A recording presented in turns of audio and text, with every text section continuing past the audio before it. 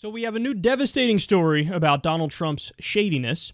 USA Today released a big story on how much of a deadbeat he really is.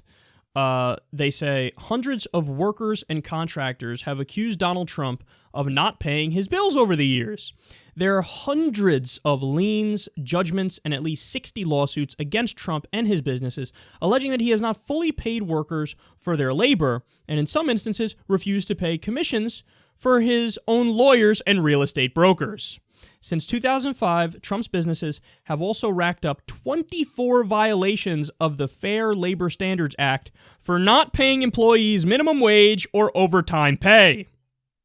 During construction on the Trump Taj Mahal Casino in Atlantic City, New Jersey in 1990, records show that Trump failed to pay at least 253 subcontractors in full or on time. Damn. So sometimes he just doesn't pay people. Other times, he'll hire people and pay them less than minimum wage. By the way, this is from a guy who says, I got to get all the illegal immigrants out of the country. Meanwhile, he's hiring them. Again, you want to talk about a deep hypocrite. He doesn't mean any of it. He's a narcissist. He's selfish. It's all about him. He doesn't have any principles. He doesn't have any true policy positions. It's just all me. Give me power, give me power, give me power. And now you know this is just more evidence of his character. I mean, we covered how many lawsuits was it again? A record 3,500 lawsuits that he's been in. And what's hilarious is their argument as to how they try to wiggle out of it. And I say it's hilarious because I think with some idiots, it'll work. He goes, well, what do you mean? We do so much business all around the world, all over the place, that sometimes people don't do a good job.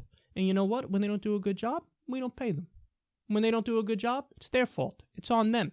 What am I supposed to do? Pay people who do a bad job and pay the people who do a good job? Slap in the face of the people who do a good job if you pay the people who do a bad job. Really? Is that the way it works? So you go to the deli, you buy a sandwich. The sandwich wasn't great. You go back, fuck you, give me my money back. Does that work?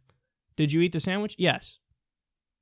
So you're not getting your money back. Well, I mean, what are we talking about here? This is preposterous.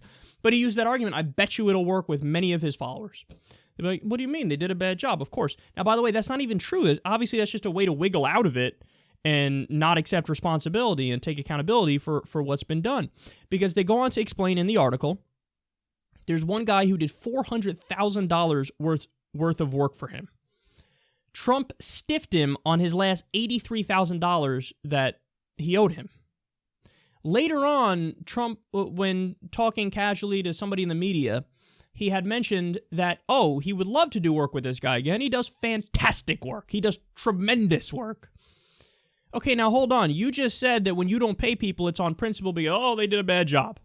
Well, here you are saying you love this guy's work. He did a great job, but you still stiffed him on his last $83,000. So he's just a liar. I need you to get that through your head. I'm not saying Hillary Clinton isn't a liar. Of course she's a fucking liar. We've covered that in detail. But so is he. So lest you think, he's the straight shooter when he does his occasional progressive rhetoric on free trade and non-intervention and all that stuff. He means it. He doesn't fucking mean it. He means it about as much as he means everything else, which is not at